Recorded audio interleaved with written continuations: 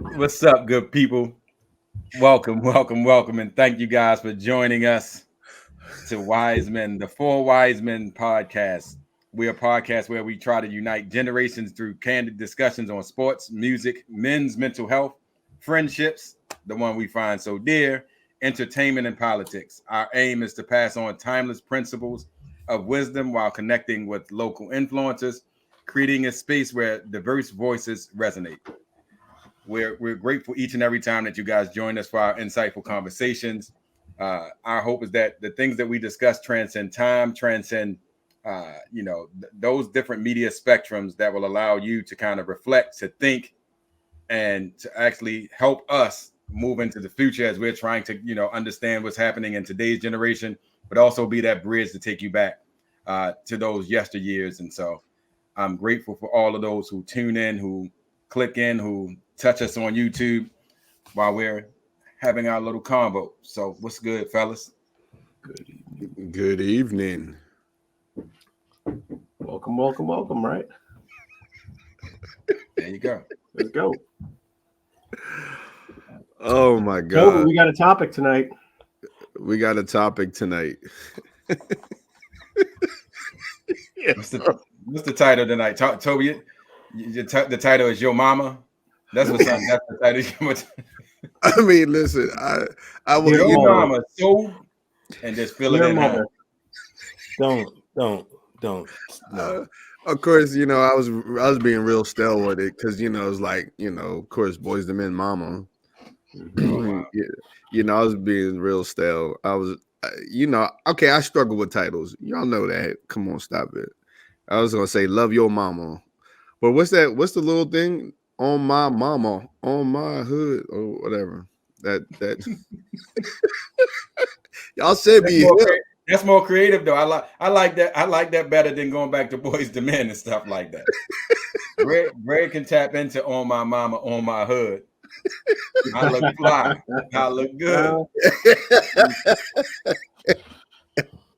I'm down with that. So I was trying to be a little more creative with it. So you'll have to pop that in on my mama, on my hood. Okay, never mind. I'm too old for that. No, we'll take Don't care forget of it. Dear Mama, Tupac's Dear Mama. Yeah. Are there any other mama songs? Yes, Kurt Sadie Franklin got is a a song that mother. he wrote to his mom when his mom passed. Oh yeah, Sadie. Are we allowed to say that now? Allowed to say what, bro? Sadie? No, I'm thinking R. Kelly. Sorry, Mike Jones has a song about his mother. Mike Jones. Scratch that. It's to his grandmother. My bad. Well, it's a mama Pink Floyd figure. has a song called Mother. Who? Pink Floyd has a song called Mother too. There's a lot of mother songs. Yeah, I just said, trust me, there's a ton of mother songs out there dedicated to the women who brought us into this world. Mm-hmm. Now, next recollection episode, we'll be talking about the songs for fathers, and there's only one. There's only one. He dies in the beginning of it. What's that song? It was the 3rd of September. Wow. Don't forget where Papa was a Rolling Stone. Well, that's what I'm talking about. That's not one. I think of Ed. The first lyric I know this is before Greg's time. Ed OG, be a father to your child. You remember that? Yeah, but look, even that, you said be a father to your child, where all the other ones are like, I love you, mom, I love you, mom. That song's telling you what to do. Listen, anyway, that's not all right. That's when we do that episode. This now, refocus. So, if you haven't figured out what tonight's topic is, your mama. Wow. Wait a minute. Oh my God, we got him off screen. We took Toby off screen. Oh my gosh. Oh my word. Oh. He had to go get his apple juice. Yeah, this is not quite how I saw this going, but It's very much needed. Anyway. The moms. Oh my gosh. Oh. All right. So tonight we are talking about our mothers. And Well, I think we should preface this just a little bit because we're talking about moms. So we have our mothers, and then we we have have the I was gonna mothers say, of our children. right. I was gonna throw that one in there too. Okay. I'm not. All right. And then of course, mother figures. Yeah. Great. Not so nice is on fire tonight. Well, No, go ahead. Go our ahead. pre-show discussion has put us in a different mindset for sure. Right. Because you was talking about Will, and then you get up, you got pajama pants on. Come on, bro. He's comfortable. Leave the man alone. Let him be comfortable. I'm not his mother.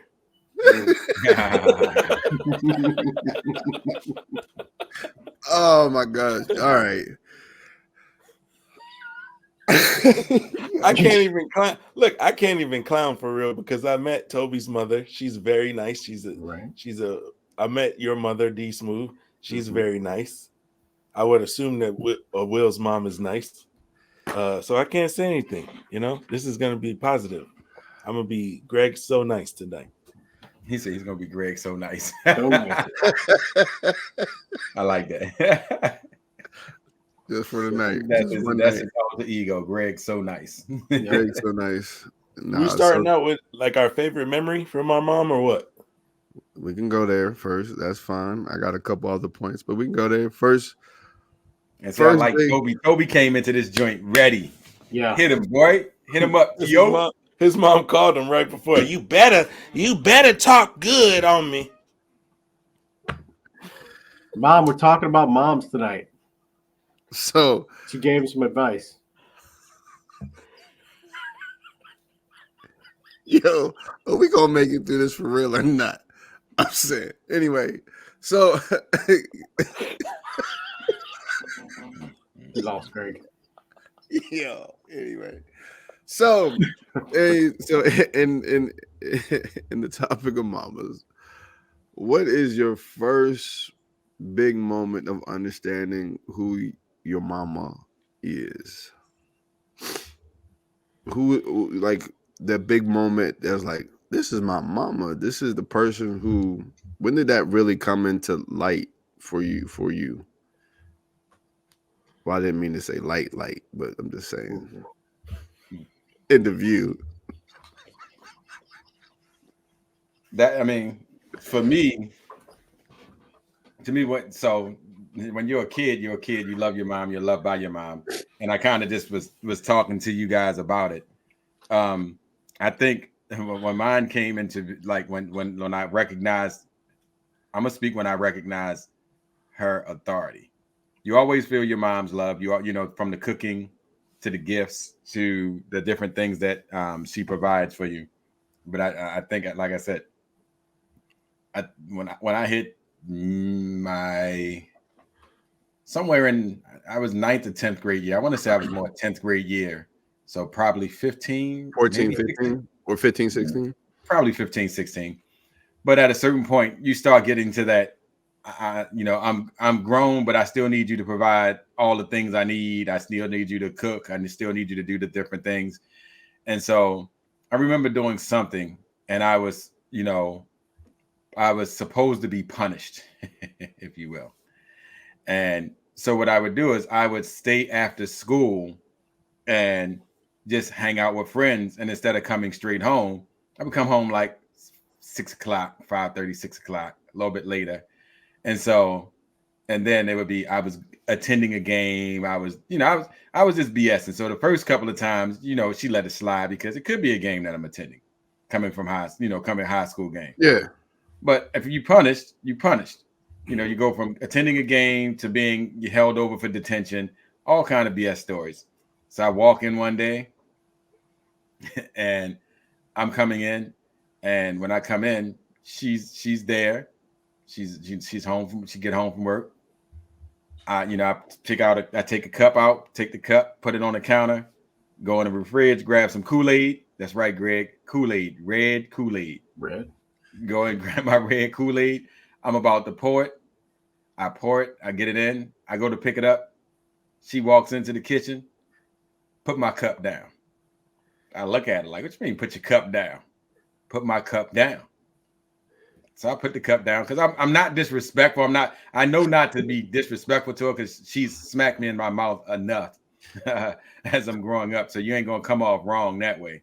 But when she tells me to put the cup down, she goes through her spill of, I think she's playing with me, and she goes to this whole stuff. And she was like, put the cup down and get out my house. I pause and I look like, huh? Put the cup down, get out of my house, go upstairs, get your stuff, and leave. I'm looking, and this time she's dead serious. Like, she's never threatened me with this. She's never said this to me before, but she's dead serious. No smile, no. And I'm like, all right, she want to play this game. I'm going to call her bluff. So I go upstairs, grab a trash bag, and got like a lot of stuff. When it's different moving when you're grown and when you're little. You get enough stuff that you could put into a big green trash bag. Right. And so I put the stuff in the trash bag and leave. And she let me. And for that entire summer, because it was right towards the end of the school year, that entire summer, I had to stay around my grandmother's house. And whenever she would see me, she wouldn't speak. She wouldn't break, and she made it to where as though it was real difficult for me. She put me in a point where her point was going to be proven.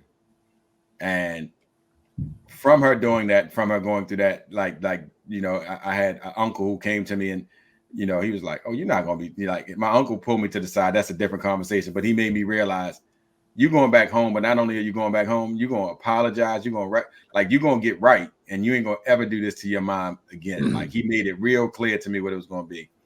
And so once we went in, we had a conversation. I understood her house, her rules, all things went. And, but from that moment, what it brought me to was, it made me not only respect her more, but it made me love her. And our relationship actually grew closer from there because, like I said, I was trying to grow into manhood, but still wanting to be taken care of, and then not respecting the boundaries of, the rules that she set and the things that she was doing. And so when I realized like that moment of my mom being who she is in my life, to this day, was just in that moment. It wasn't when I was young. It wasn't when I was in my pre-kindergarten. It was that moment. And like I say, I truly respected the stance she took and the fact that she wasn't going to play, but she did it because she loved me. She wanted me, and her stance to me during that whole time was, what she told me was, I don't want you to be a failure. I don't want you. She wanted me to be responsible. She wanted me to be held accountable, and she wanted me to achieve certain things by 21. She wanted me to be at a certain place in life. And that was the start of her moment for making me recognize that. I appreciate it. So that was what kicked it off for me. That was a pivotal moment, not only in our relationship, but in me recognizing my mom for who she is.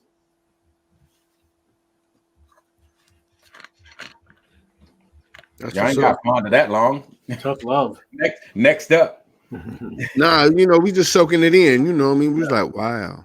D Smooth hit me with tough love. I was raised by a mom and a grandmom. So, like I said, we talked about my dad not being around in the old podcast, but I had uncles who were there, but I had two very strong women, and my grandmother and me were very close. So it wasn't like that was there, and she knew I was going to have a home. So it wasn't like I was being put out on the streets, but I appreciated, like I say, for me, the person that I am, she did that for me. She didn't do this. Like I say, her approach with my younger brother was different. Right. Her approach was different. was man, like I said, you call it tough love. I call it like, damn, I would have did that too. Like, she carried that joint just like how I would have carried it. Like, that's what's up. Like, she did that joint right. Like, that's what's up. So I appreciated it. Yeah, but the younger siblings get like the lesser, That is always. That is correct. Yeah. That is correct. We have here we go in the corner of your screen. No, man, my brother says that all the time, and I can't even fake. My parents told me that they changed the way that they parented when I came along, and it's I look at it as, you know, in totality, that it was positive for me because I'm not my brother. He and I think differently. You know, we managed our emotions differently, and my mother knew how to handle me because we're both the same zodiac sign. We're 7 days apart, birthday. So legitimately, she was guiding me the way that I needed to be guided. But you know, it's kind of the way that my brother looked at it was like, oh man, you soft on him. Which she was, because I got talked to more versus beat and punished. Um, but she knew that for me, punishment, the physical wasn't really, because I take it and I'd be like, okay, what's next? Whereas she would say, go to your room. And then she would make sure that they were having the most fun ever in the living room. And I'm just like with the we wish ear to Greg could be door, here for this. bro. All of that, all of it. I'm telling you. Oh my God. This is the funniest episode of Martin. It's great. Greg would love this. I hate y'all. But yeah, man. my mother and I, as adults, we fight the most because we know each other the most. Like we're the closest individuals because we're basically the same person. And I've said this in previous episodes. I credit her for all of my positive, well, not all of them, but my skills as far as, like, you know, building, creating, everything creative. That's, you know, to my mom. Everything with regard to my free thought, because, you know, my dad, he grew up rough, and he was like, this is how you raise kids. And she was always coming to fight for me. No, don't hit him. No, don't send him to New York to live with his grandmother, because that was on the table multiple times, and she was my lawyer. But every time we, you know, bump heads now as adults, she's like, you know what, I should have made different decisions. Hey man, you should have went to New York. Maybe you would have got a handle. Bro, I'm telling you though, I'm so glad that she didn't send me to New York, because for real, bro, I definitely would have been out there with my cousins. I'd have been on that block because I have a entrepreneurial mindset, bro. Yeah, New York is She saved my different life. beast. She New saved York my is a life. It would have different. been paid in full, New Jack City, all of that. I'm telling you. You'd have been Canaan, huh? Yes. Yes. You might even New Jersey Drive, huh? Yes. Absolutely. I'm telling you. Because one thing that my mother and my father instilled in me, and really my dad, you know, he was in the military, so he was gone a lot. So my mother definitely enriched it, was you can be anything you want to be. And crazy, she told me every day I would come home from school, she'd be like, you're smarter than everybody in the class. Greg, did you just look over your shoulder as if your mom would be coming around the corner or something? Yeah, No, he did. man, I'm like, should I Yeah. say this or not? Is Because mom this is gonna whole hear facts. me? This is whole facts. You're the smartest. And I was like, yeah, I am. So as you can see, as an adult, how that manifested. I don't know if it was good or bad, but we had those talks, man. No. I'm I'm really having a middle school moment. Your mama said you were smart. Are you sure? Hey, I was in all the gifted classes, bro. I was in the gifted classes. You're in the. Never mind. I was. You about to No, get me canceled. bro, You I about to was get in the me gifted. I was in the gifted classes, sir. No helmets. Damien, your turn, man. That's a sweet transition, Greg. Greg talks about being in gifted classes. All right, D, you're up. I'll tell you what I recognized first. I mean, obviously, you remember when you were a kid, and you remember the superficial stuff, right? Like the gifts and the cookies that were made and the things like that, right? So where I really recognized who my mom was when I was old enough to realize that she was giving me the freedom to be me, regardless of what that was, right? So free to make mistakes, free to make decisions, free to make, whatever, I was going through, different friends, groups of friends, it didn't matter. I think she just kind of allowed that particular freedom and didn't get overbearing with things, didn't get too strict with that. When you knew you messed up, you got the worst thing you could do, then mom wouldn't talk to you, right? You'd get the silent treatment, or you get the, calm, just go to your room type thing. That was worse than when my dad would, fly off the handle and, punishing his ways. But mom being quiet, mom not interacting, yeah, that was a torture. Right. But yeah, just growing up, being a teenager and getting older, and then when I moved out, she's just that person that was always, how are you doing? Do you need something? Do you need groceries? Do you need money? Do you need whatever? Like, you don't even live there anymore, and there's still, she was still, making sure you were able to survive. And it was almost in a quiet way. It was almost like you would call to check in, and it would be like, how's it going? If you need to move back, you can move back. Like, it was never, once you're gone kind of thing. Right. I had gone through a number of different mistakes to where I had to move back home quite a few times. There was never an issue. It was never a problem. She was always welcoming. So just recognizing that,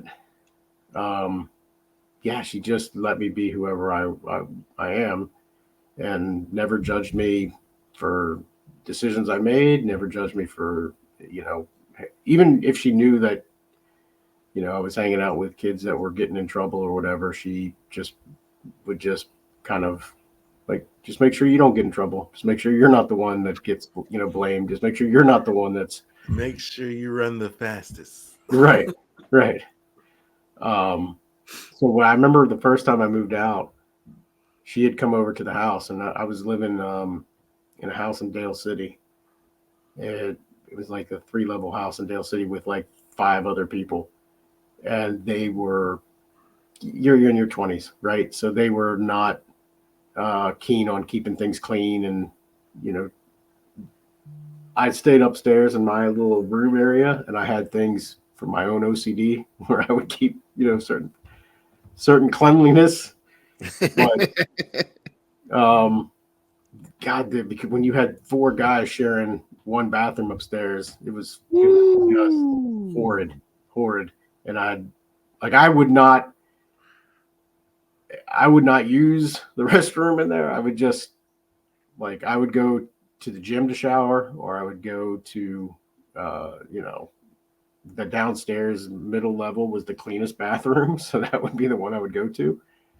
And when I brought her over, I told her, I was like, look, just don't go looking in the bathroom. Just, because literally guys that I lived with had, their old work clothes just laying on the floor, toothpaste stuck all over the sink. Like, it just, it was gross. Wow. And she came over one day with a bucket full of cleaning supplies, and she went in there and cleaned that thing spotless. And when one of the guys got home, he walked into the bathroom and went, "Holy shit! Who did this?" And I was like, "Yeah, that was Ma Carter." And he's like, "Well, now I'm afraid to use it. I don't want to ever see it change." because it was, she'd done all that work and for no reason. Just like it was more like, I don't want my son living in this filth. Yeah, she did it because she loves you. Yeah, and they were collateral damage. Yeah. But anytime I was in a tight spot, and here's a 50, here's a 20, here's a, whatever. Even though I could probably survive on, making it work on the scraps that I had, she just would, just flip over cash whenever, without even a thought. And so and then the last couple of times I had to move back home, it was just never questioned where I was going. Really, she just said, call to just check in to make sure everything's okay, and then try not to get home too late, kind of thing. But that was it. So I think I appreciated the most was just the freedom that she allowed me to be me. And even in disciplinary stuff, they were certainly harder on me than they were my younger brother. Like we were talking about, he got away with way more. And I think they admitted like they were just tired at that point. Right. So they're just like, we're done. We did the first one. We're done. You gave us enough to stress about, in some of those years that we were just tired. We didn't want to go through it anymore. Right. So, I think that's the thing. Like her heart is just so big. She, I mean, even in the toughest of circumstances, and as you guys know now, and I know we'll talk about it in, other episodes, but with my dad's condition, she is just, it's a struggle for her because she's not recognizing fully the person that she's been with for 50 years. But she's holding it together as best as possible, and she doesn't complain. She doesn't, when she gets upset, when I obviously called to, offer assistance, her first words were like, "This isn't your problem. I'm not putting this on you guys. This is my husband. I'm gonna, and I had to remind her, like, no, it's a family thing. It's not a you thing. So you need to kind of step back a second and make sure that you're taking care of yourself as well." But yeah, her first instinct is just, no, this is me. I'm not going to put this on my kids. So that, I mean, that's just, she's always been just a giving, loving person. And, that's not always the case. People don't always get that opportunity to have. Not at all. A mom. Not at all. So I've been very fortunate. That's cool. That's a big point that you made, Damien, because my mother's the same way. She's like, I'm gonna fight all of these fights on my own, and to still tell me what is going on in your life. Because seriously, like, yo, Toby, you said I got paid. I haven't gotten paid yet. That little bit of money that I gave you, that's from my parents, bro. And my mom was leading the parade for me. It's crazy. But I talk to my friends and hear about their horror stories about their parents calling them, "Oh, I don't have this. I don't have that. I don't have that." Never. Ever.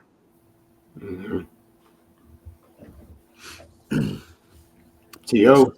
That's what's up. My mama. We're at a different place now than we were a long time ago. But going back and just really pondering, thinking about a whole lot of different things. My mama was doing the best she could as a single mom, not being in the place that she wanted to be, being a single mom.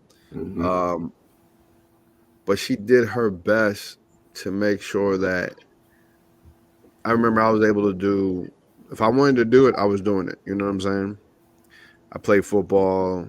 I was able to play rec ball because it was up the street. My mom did her best to be there. I'll never forget, like, I was in the band in high school. You know how you had to pay for the games, right? Right. But at the same time, my mom worked in the government, but many Saturdays she would have to drive to go to work on. She worked on Saturdays, you know what I'm saying? At the, back at the time. But I lie not. At halftime, my mom would be right at the fence, looking in, watching me perform, making sure she saw her baby doing his thing in the percussion section. And then my senior year, when I was leading the band, 50% of the time she was there. And I have to say that's one thing that I can never not say. My mom's always been there. Like, I make the phone call, she's there. Like you said, D's just always checking in, always wanting the best for me. I might not always seen it, understood, or recognize it for what it is, but I can say that my mom has done the best she can to always be there for me. And I mean, like I said, the biggest thing I would definitely remember is in high school, she'd be at halftime. My mom be right at the fence, looking through the fence, watching my boy. That's my boy. You know what I'm saying? She was there watching me perform, and it's been a whirlwind. It's been a whirlwind. I do love my mama, and I love the fact that we've gone through stuff. I remember she reminds me that her first anniversary at her job, I had made a menu. I made spaghetti. That's all I did was make spaghetti. And so I had made spaghetti, but I had had the little towel, like the towel, like when you're at the Italian restaurant, they got the little towel across their own. Mm-hmm. I had That's only the restaurants that Will goes to. They don't do that at Outback or Applebee's. Right, yeah. Seems like y'all got only hard VIP. So I made. Seems like y'all got hard lives, bro. So I made a menu. I drew out a menu. I made it. I set up the table, set candles. So as soon as she came home, I was like, "Hey, welcome." Whatever I named it, the restaurant that night, and Toby I set Tuesdays. it all up. But, yeah, Toby Tuesdays Italian restaurant, right? And He's a Toby Tuesdays. Right.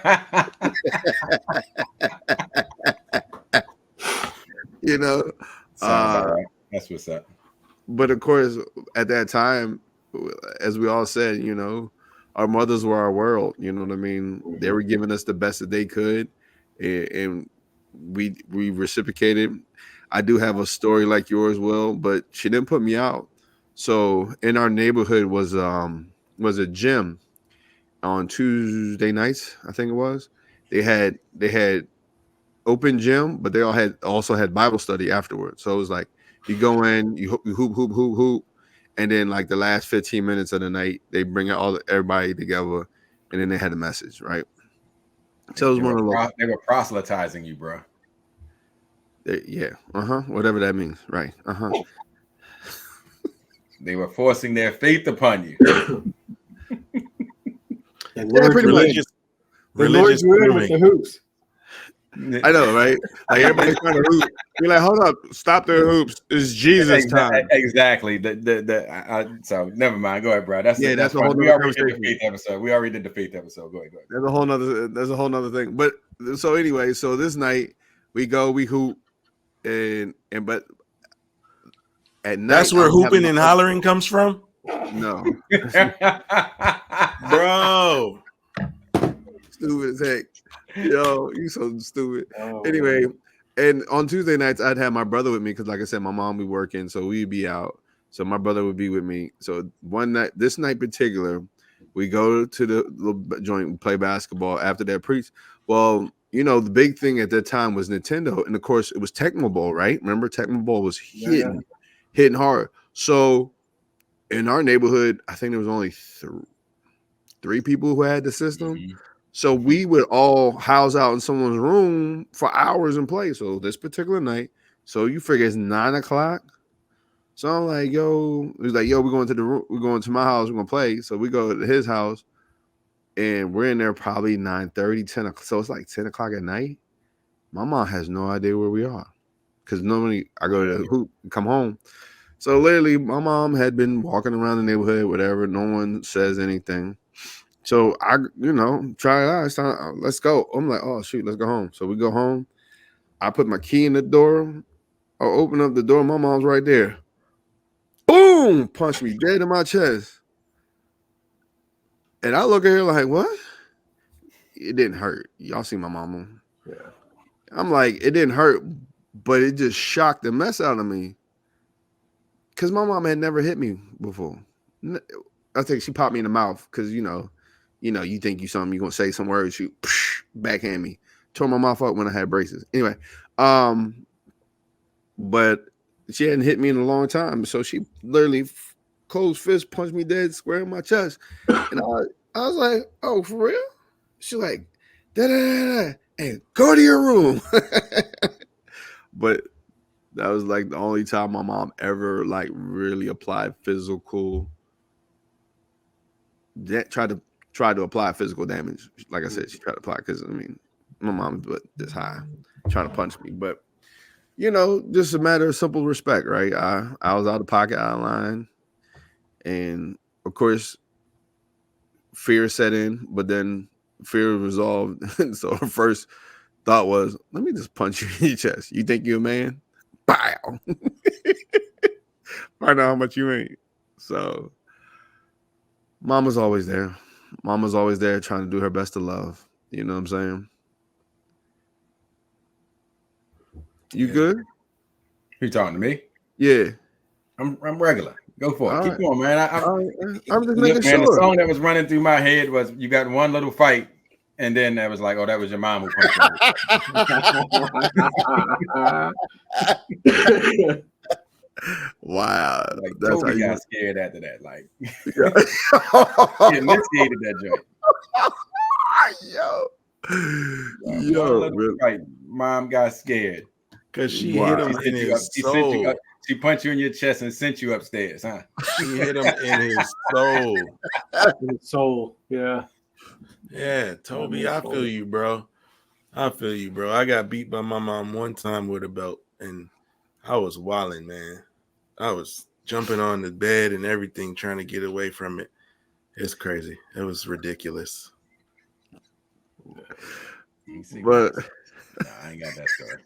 I don't have that story. I wish I could say we had that story. Like, see, but that's the thing though, because you were getting beatings until like you got big enough to where it's though it don't hurt. Like what is that doing? Like situation. Yeah.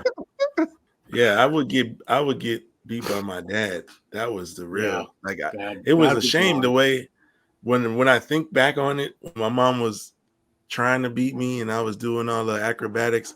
I would have never done that with my dad. Now that I think about it, it was just ridiculous. So yeah, it was just stupid. Anyway. Hey, and with your motherly figures, did y'all have to go get switches and stuff? Go outside and get a switch and make sure it's good. Y'all ain't never got beat with a switch? They say no. It wasn't no motherly figures. It was mother or grandmother. And when grandma said go outside, grandma. Grandma was when she sent you outside to get the switch. And I just had this conversation at work where it was like, you did not make that mistake. And it was funny. We sitting down celebrating one of my coworkers celebrating one of their birthdays, and we all talking about coming up and the whippings. And it's like, yeah, the first time they send you out there, you get that small switch. Like, all right, this is gonna hurt less. That's a bad mistake because then they go out there and get the bigger joint, they get a branch, and once they get a branch, you will never make that mistake again. That was like a dead man walking joint where you walking outside to get the switch. Sorry, guys. I grew up with running water and electricity. They ain't got nothing to do with it. Bro, like I told you, I had all of that stuff. And mind you, some of my friends had like some of the things they got beat with, like race car tracks, and like I never no extension cord. It was a belt and a switch. That was it. And it was just one of those. And the switch was more grandma than my mother, but more the country living. I remember, and like some of the aunties. I think it was just what was that part of corporal punishment that was there, and like I've learned, like I say, it was not something. I think my oldest daughter, I think I may have. She maybe until she was 5, but I think because I had girls and I had a strong, because I was raised by my mother not to hit women. Right. Like there was they were girls, so I couldn't. So it was nothing that was in it for me that to hit them. So I didn't want to do that. But I think when my mom and my grandmother applied that approach, I think it's what they were taught. I think it's what you grow up knowing. And if you don't grow up in that environment, you don't apply it. And I think it was applied, but I don't think I was ever bitter about one beating, is what we call them, or the older ass whipping. However you want to do it. Like I wasn't bothered by any of them because I knew my mouth at the time. I was always cognizant of just how smart my mouth was. Right. And the stuff I was to this day, I'm not hesitant. As I told a coworker today, you know how people come up to you and say, like, I'm gonna tell you something, but you can't say nothing. I was like, don't ever say that to me. Right. I said, I'm the guy that if you say that to, like I said, you ain't gonna put something in my spirit and be like, well, don't say nothing, okay? So next time you see that, nah, I'm running right to him and say it. If it was the teacher, I'm saying something. If it was my uncle, my aunt, like if you tell me somebody said something, I'm like, you got something you want to say? Like my approach is always, you got something you want to say. Like let's clear the air. If you talking, I'm listening. And so when I was hey guys, you can tell me though. I won't tell anybody. Look, hey Greg, what I told her today was, I said, I'm gonna actually do me a favor. I said, at work we just do work stuff. So I said, but I'm gonna tell you, for personally, I said, if you tell me something, I said, man, I'm always gonna approach the person that says something. I don't care who it is, I'm approaching them. I said, so do not say, hey, Will, I'm gonna say that. Nope, don't ever do it, because I am going to. If it's somebody saying something about me, I'm gonna say something, and I say that to say, like when I was younger, that was my problem. When I felt, and it was, I ain't gonna never say I felt disrespected by my mom. My mom used to always say, you think you know that, you think you grown, you think you know everything. I would go through that whole mindset, and for her, being, like I say, being a single mom, once again, I had uncles around aplenty, so it wasn't like I didn't have those male influences around. But my grandmother, but she was going to check my attitude. Her mindset with me was always, she said I was always independent. She said I was independent since I was a toddler. She said I always wanted to do and accomplish everything on my own. I had a very independent spirit. So she kind of mothered me that way and allowed me a certain free.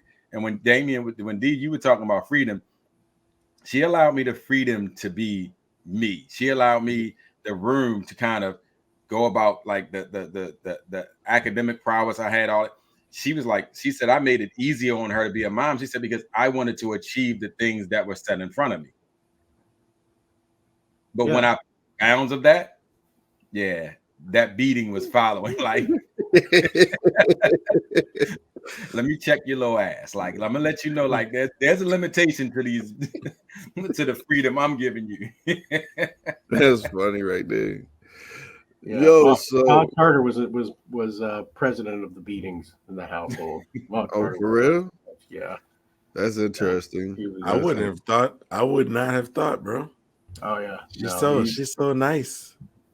She's look, she's a saint. I'm gonna whip your ass now.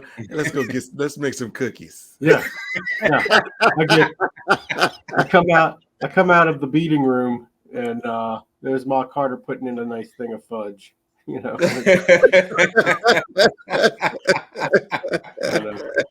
make sure everything's okay. You know, and grandma was well, I only knew one because my dad's mom was she was a raging alcoholic. She legit tried to murder my dad when he was a baby. Oh, wow. So when he left home, and we'll get into the dad stuff later, but he left home when he was like 16 or 17, and his whole thing was that she was never going to be a part of the life and meet us. Wow. So my mom's mom she was the grandma that you could do no wrong, right? So even if you made mistakes, she was like, no, it's not his fault. It's, it's some other excuse. And, again, that freedom piece when I would go up to Pennsylvania to stay with her during the summers, interesting piece of history here with my family is my uncle Craig is only 7 years older than me. Because my grandmother had 8 kids, and her youngest ended up being only like 7 years older than I am. That's actually routine. You make that face like that's routine. My grandmother had the same thing. My oldest cousin and my oldest cousin and my youngest aunt are a few years apart. So no, sorry, go with your story, man. Sorry, so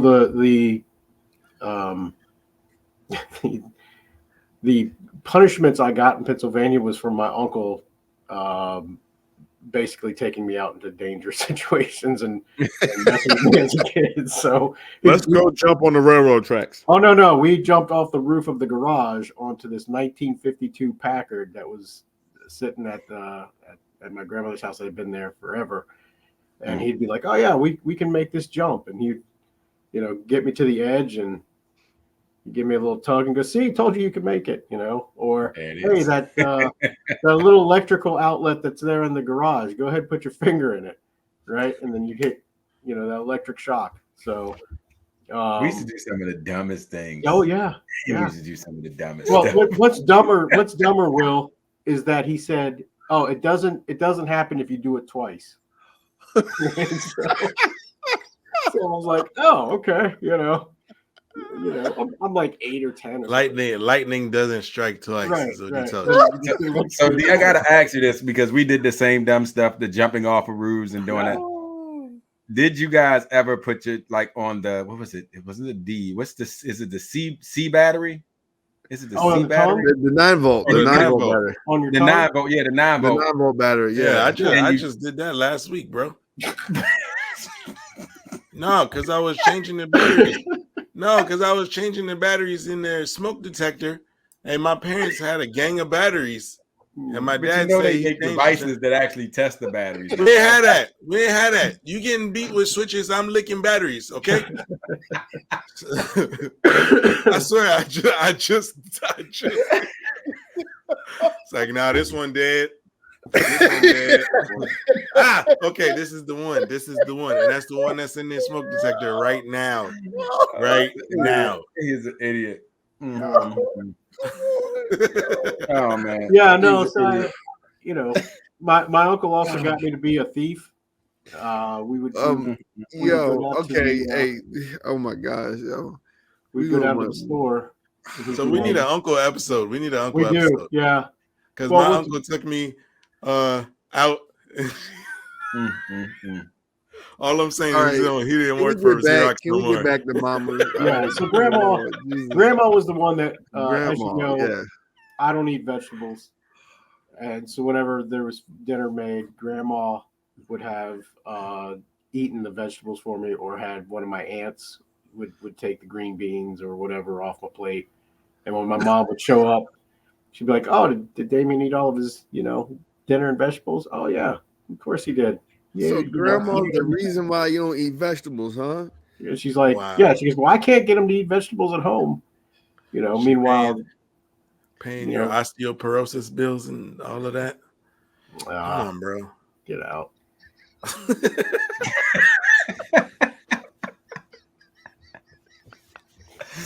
Nah.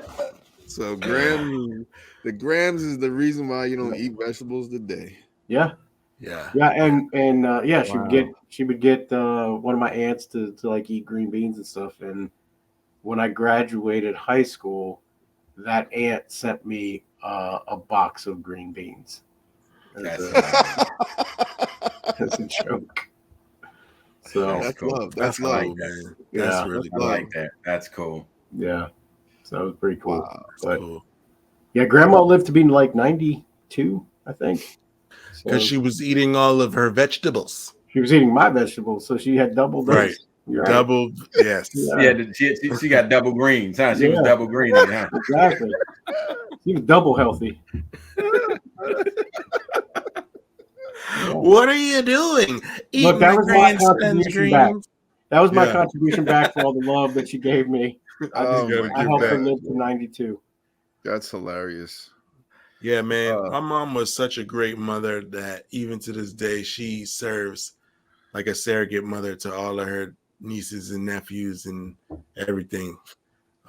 It's crazy. We grew up, my grandmother lived in the house with us. My cousin came and moved in with us.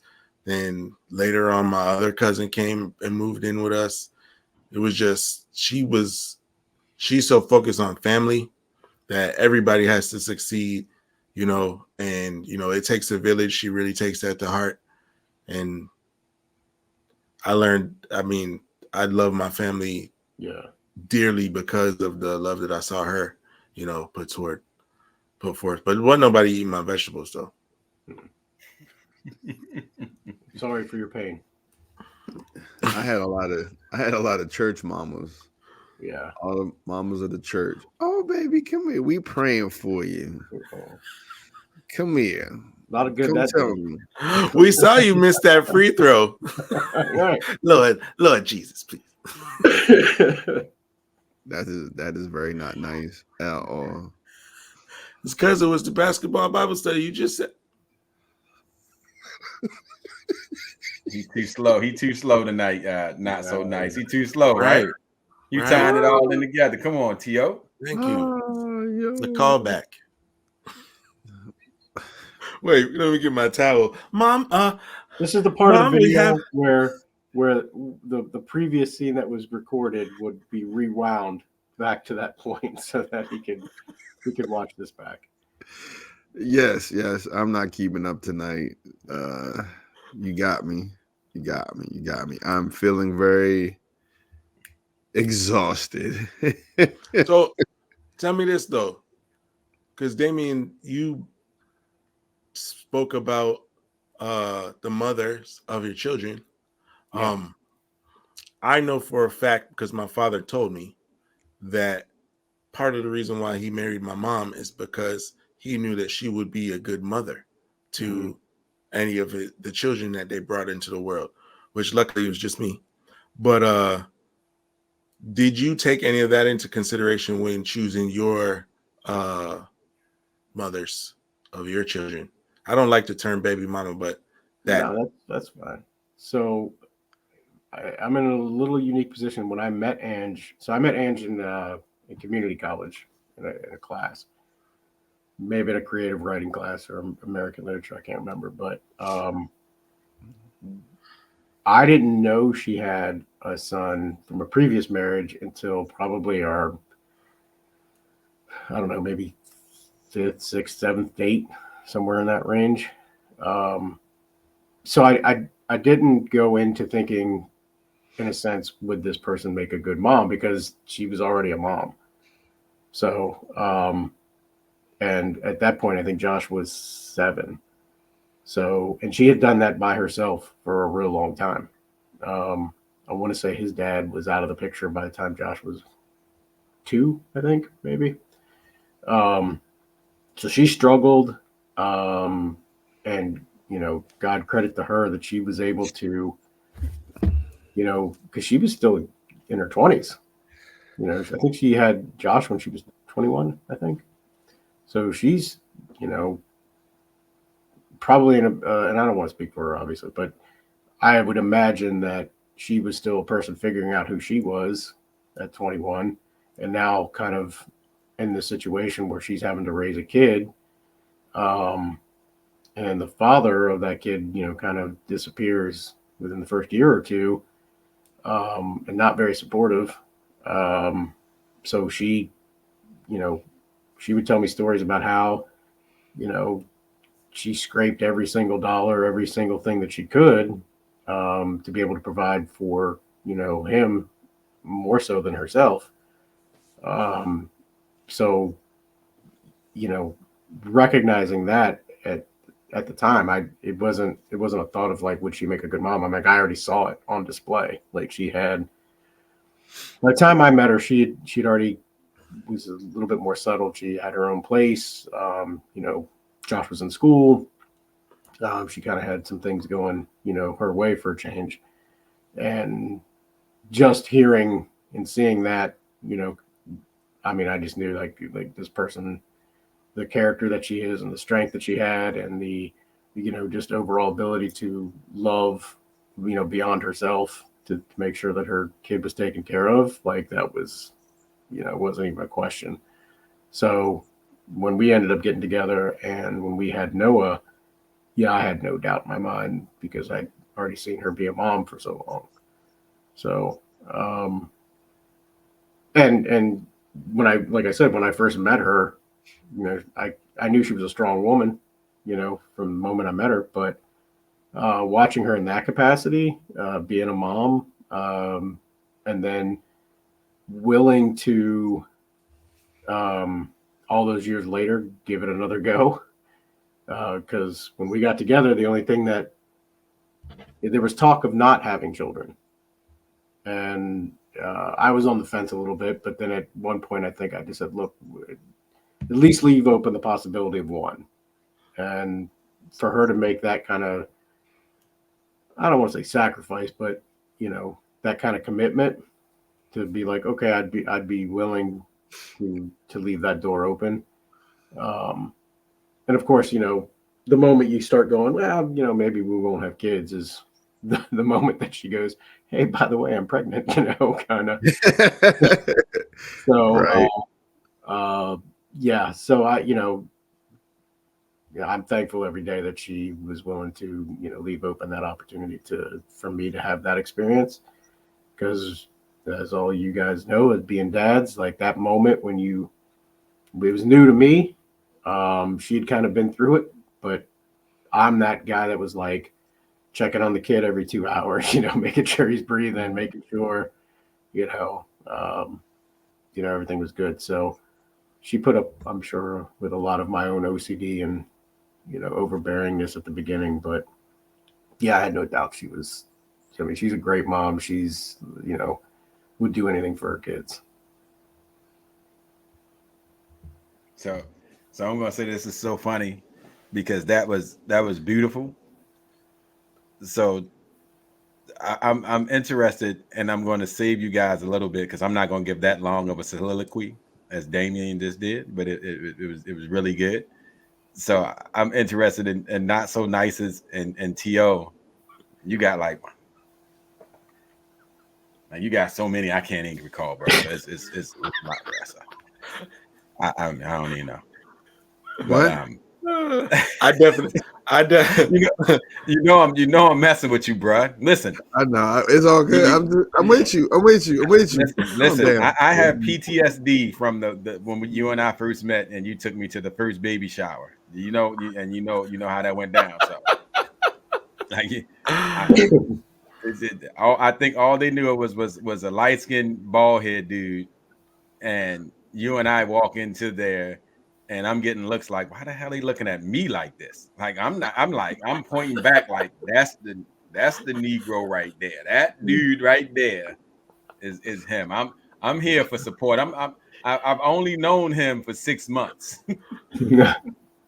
I've only known him for so you know it ain't mine. it ain't on me. But it's gonna be interesting. So I'm gonna save you guys. I'll run down this next. Greg, I don't think for me it was not a that I didn't shoot it. I was young. I was 18 when we were 18. She was 19. And it was a sacrifice for her because she had started her first year of college when she got pregnant. And so when we met, I think I can say, and I think I spoke to this in one other. I wanted a child so I could feel unconditional love, not realizing you're the one who's going to unconditionally love them. Right. But what I would always say is motherhood suited her to a T. I mean, it was motherhood and being a mom was so perfect for her that she not only took on the role, she embodied the what a mom should be. She understood the sacrifice, and like I say, but even at a young age, starting like she was not a sit around mom. She was not and that's one of the reasons that made her like not only a good mother, a good role model for our daughters. Was she was back to work, even though we were young. It wasn't get food stamps, well, whatever, government assistance. I'm not trying to offend anyone, even though I just laughed when I said it. I know, T.O., right? I'm still laughing in my head, so I'm trying. It's what we called it. It's what we called it. It's what we called it. No, I'm trying to be politically correct when I say it, not the food stamp part of it, but just she didn't sit around. She wasn't trying to sit around. She went back to work. We had childcare. We had childcare at an early age. Like she like right within that first year, it was like she's going back to work, and she knew work. She knew she wasn't a stay-at-home individual, so she provided the right example for what a strong woman should embody as far as taking care of your responsibilities and doing those things. And to this day, she's someone who's all of her daughters' best friend, and the love that they all show to her, and the friendships that they share is something that I'm super, super grateful for, because she's always been, I would always mess with her, and I'm sure she's watched a couple of these, and she may watch this one. And I used to always say she made herself the martyr of the family, even when she didn't have to, and had to, she sacrificed herself when she didn't have to. But she's been, and she is, and she continues to be a great role model for all of them. And she, like I say, she's moved from that into being a grandmother and being a great one, being a great grandmother, but she's done a really, really tremendous job. And so at 18, did I know that, Greg? Not by a long shot. Didn't know it at all. But what she wasn't an around the way girl, which I didn't want, regardless of LL Cool J's song. I did not want an around the way girl. But she was somebody who was disciplined, dedicated, and put in the right work. So she, like I said, is a great role model for the girls. So that's something that I'm thankful for, and I'm grateful that they, like I say, they have a very caring, loving, and strong mom who holds them down through everything.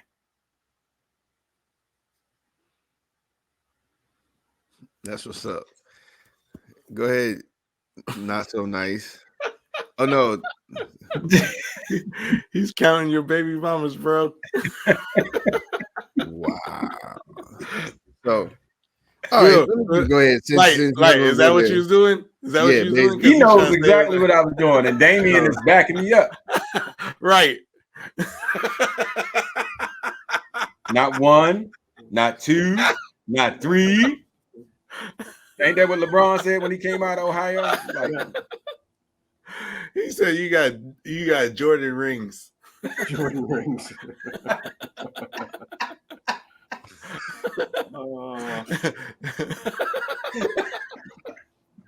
Oh yeah, I'm rocking the baby mama 11s today.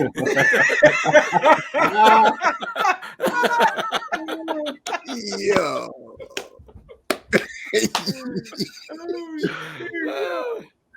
Oh my gosh. Yes.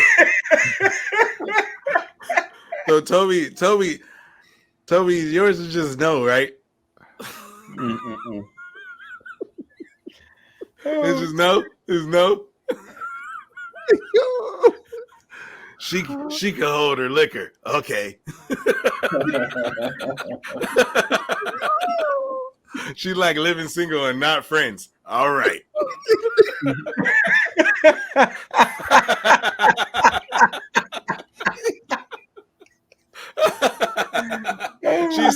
She's seen both of the Breaking movies. Yes.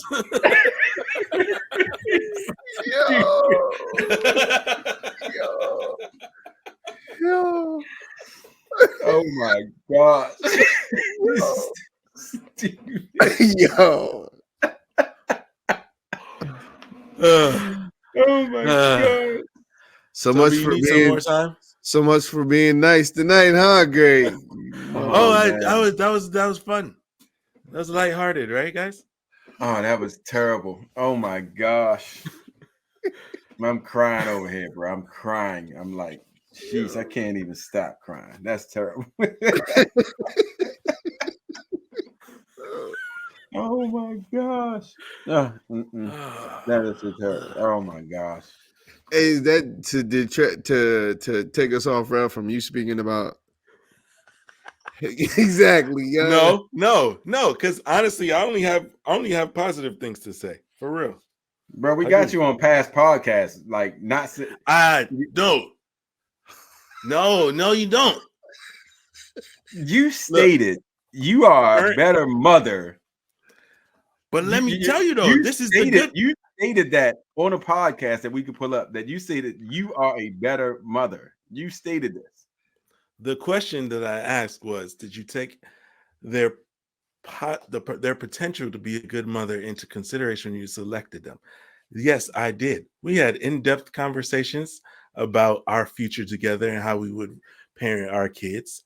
And everything was positive. Everything was on the up and up. And even to this day, I can say that regardless of my criticisms, she's going to make sure that they are at least physically safe and dibble dabble a little bit in their emotional state based on my observation.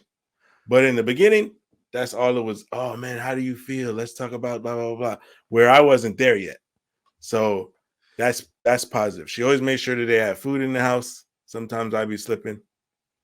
She always made sure that they had healthy meals. I was like, we could go to McDonald's. But in the beginning, like I said, we had in-depth talks. Like I was just going through my email and looking at some of the Google chats that we used to have, and everything was positive. So yes, I did take it into consideration. However, kudos to my mother, because regardless of what she said, I didn't care, because I knew that I was prepared with everything that needed to be done as far as the hands-on portions of raising a child. Because my mother made sure that my brother and I had conversations with her about, a female reproductive system and how it functions. And so we could be prepared to have talks if we had daughters about their menstrual cycles. She talked to us about, just our emotions. So we weren't one of those man up, situations. So when they come crying, we can talk to them about blah, blah, blah. Like I said, I did the babysitting, I did blah, blah, blah. So I wasn't looking for somebody to take on that role, alone. I was like, can you, fit in like a puzzle piece to where I might need a little bit of assistance, but I could have done it all on my own, is what I was saying. That's what I meant. Thanks, Mom. I love you so much. So okay, so that was a beautiful ode to your mom. That's appreciated. That's what's up. Oh man, that's what's up. Go ahead, T.O. Did you get the list? I'm just going based off of Will said. I don't even know how many or none of it. So yes, I have several. Baby mama 11. He said the baby mama 11. Several mothers. That's classic. To my kids, and no, I don't have a scroll of baby mamas or mothers of my children. Yo, y'all are horrible. We're trying to do a nice production from the mothers. Right. Y'all that's acting like a bunch of heathen. Where's the Bible when you need it? Jesus, bless them. Jesus only Where's had my holy mom. water? Anyway, I'm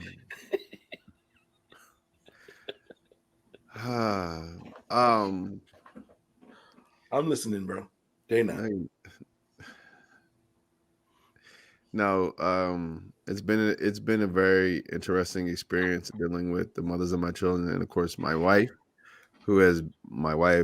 I can definitely speak on more than the mothers of my children, because of course I spend more time with my wife than them. But all my kids are healthy. All my kids are growing. If not, they are bamboo trees. One is a bamboo tree. That boy looks like he ain't gonna stop growing. He's already like 6'1", 6'2", and look like he's gonna grow some more. But anyway, all the kids are healthy. All the kids are growing. But my wife, of course, as we talk about mothers, she has been just a thriving source in making sure that all of our kids feel included. All of the kids are thought of with much thought, with much giving thought. And she's taught me how to be a great giver to our kids, because there's times, like you said, I've had old school mentality, which I didn't know I had to fight through. And she's helped me really fight through that and trying to be a better father, to, deal with emotions, listen, talk, learning how to love each kid individually. We've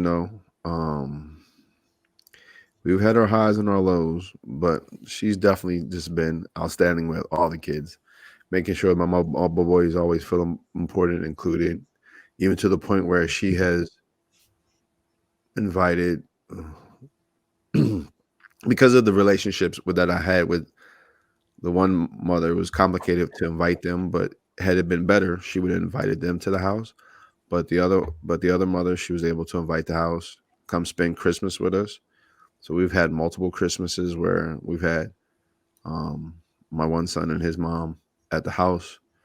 And, my wife has made sure we all had matching PJs, made cookies, and then all the holiday fun stuff, to make sure that it's inclusive and that all the kids feel love. And then, of course, this past holiday, my wife doing what she do best. She surprised me with all my kids. Even my child I had put up for adoption, she had that child here, and both of my boys, and all the 2 girls in the house. So I had my very first holiday and having all my kids. So that was a great blessing. Mm-hmm. My wife just continues to just go beyond and above, as we say, God will give you more than you could ever think of or dream of. And my wife definitely has knocked that out of the box in being the mother that she's been. I'm very thankful, I'm very grateful. I'm humbled all the time by her efforts and actions, and just how much she shows and cares. But not just the kids, but everyone. But more importantly, the kids. Like, she makes it her goal to make sure that all the kids are accounted for, and we're doing the best by them, even if they may disagree with us. She always wants to do the best by them, even when they disagree with us. So yeah, my wife knocks that motherhood out the box. Mm-hmm. And all the scrolls and mamas, as y'all like to say, that I had, mother suckers. I'm not even gonna. That's messed up. Why would they do that? Why would they say that about you? It's fine. It's all good. I'm just looking to get some of them baby mama 11s, bro. They got right next to the Trumps. Yo, They going right next to the 45s, huh? Yo, that's what's up. Yo, so nah, man, that was beautiful, Toby, man. And she's great. Like you said, she's like that to everybody. Yeah. Yep. Yeah, we're all pretty blessed with the types of mothers that we have in our life. And I think one of the things that, here we are, older, wiser gentlemen. Well, some of us are gentlemen, but I think he was talking about me, Greg, not you, bro. He was talking about me, not you. No, I knew he was not talking about me. It was either you or Toby. There you go. Okay, that's cool. I think if you're in a position to find that opportunity to be able to spend, time with your mom, if you have that ability, I think as I've gotten older, that's something I've recognized more because I let so much of my life, my younger life, pass through without much concern. I don't want to say concern, but much attention Yes. to what their life, like what her life was like during that time frame. Because when you're,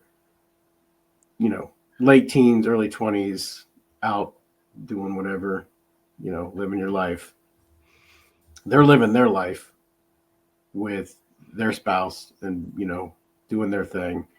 And you take for granted the time that's passing by. And that's one thing that as I look on, I'm like, well, my mom's in her 70s now.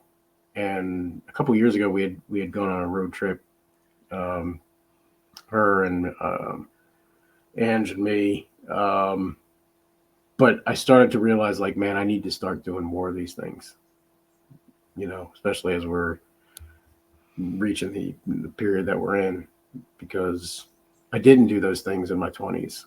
Like, those weren't, like, we would do some meet up family vacations or dinners every once in a while, but it wasn't like a regular thing.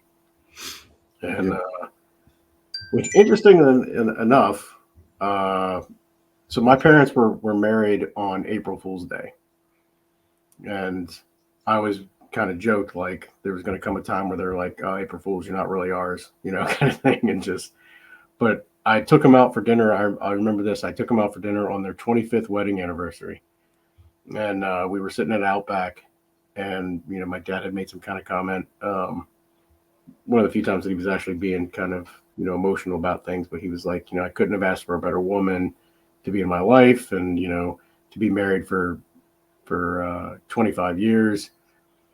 And at that moment, I stopped and was like, "What are you talking about? I'm 27, or I'm 23." You know what I said, boy? And they were like, "Yeah."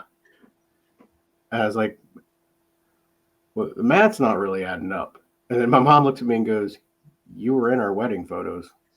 Like, how do you not? Like, they're all around the house. Like, how do you not notice that?" It wasn't until my 20s when I realized, oh shit, like they had me before they even got married. Mm-hmm. So,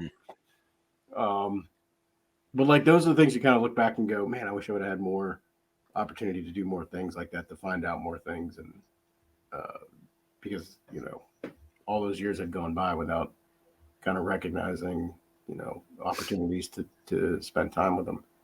And that's one of the reasons why Ange and I do a lot of our own road trips, because I want to make sure that even though she's a mother and she, like you said, Toby, man, they fucking nail it out of the park, for being moms, for all the work that they do and the sacrifices they do, and not only just maintaining the ability to be a parent, but the household, and to be your confidant and to be your partner and do all those things that they carry, being wives or mothers.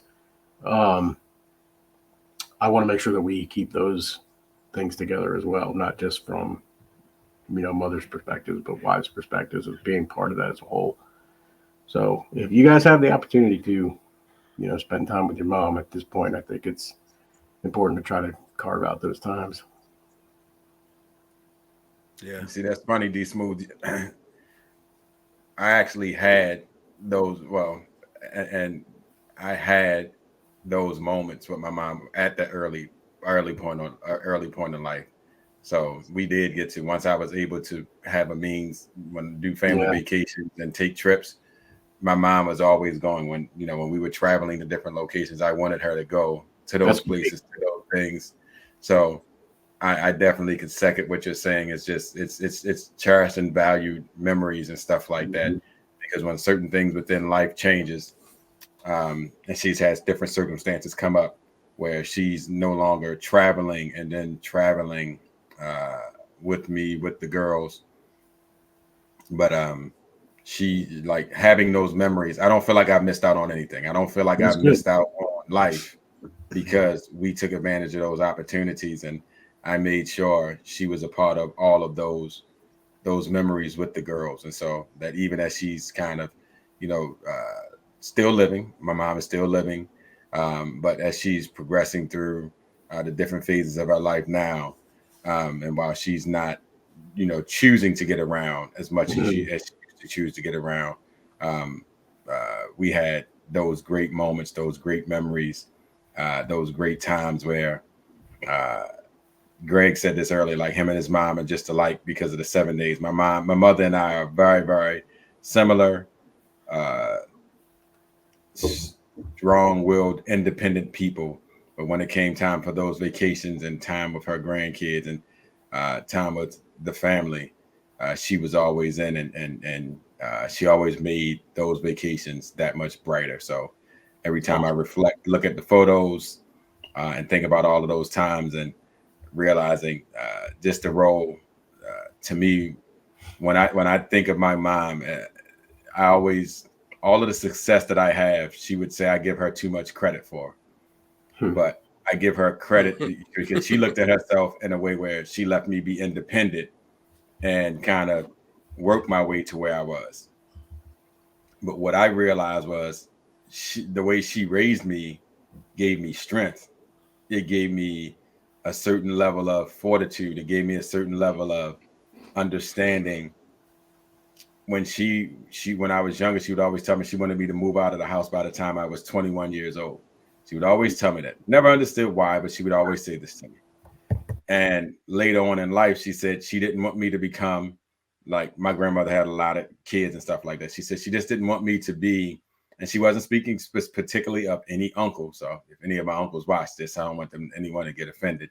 But she said she didn't want me to be like one of those grown men who was living in their mom's basement. And she wanted me to be someone who was off on his own, being independent and doing those things. And when she said that to me, because she didn't give me how smart I was, Greg. She knew like I was in the gifted and talented. I was in all of those classes. But so she told me how you think you're too damn smart. And so her mindset was a little different there. But the one thing she would always repeat was she wanted me to be responsible. She wanted me to have my own. She wanted me to take care of.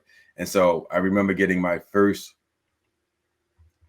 job as a district manager with an organization. And when I got that job, I remember sitting down. It was it happened right before Mother's Day.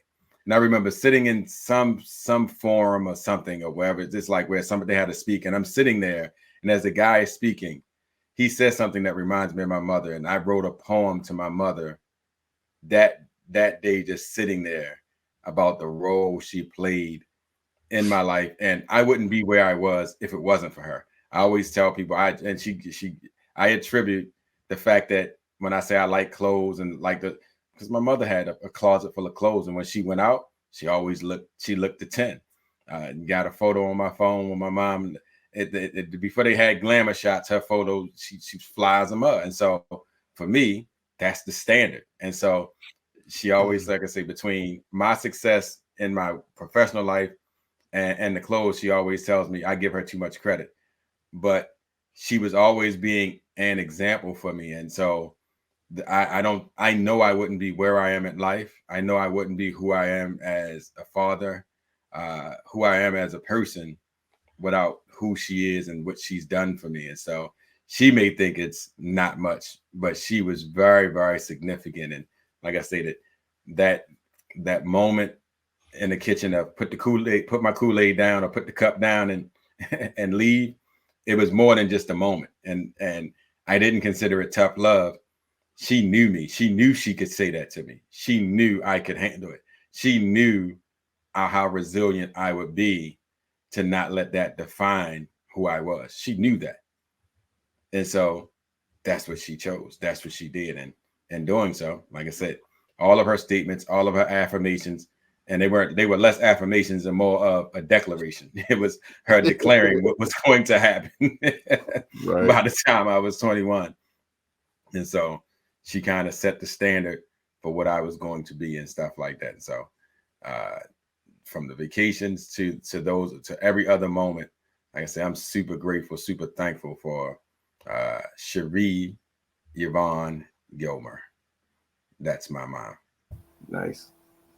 That's what's up. There we go. Shout out to our mom. I think I'm good. Yeah. Because I was thinking like, should I talk about the bad stuff? No, let's keep it good. Let's keep it good. There you go.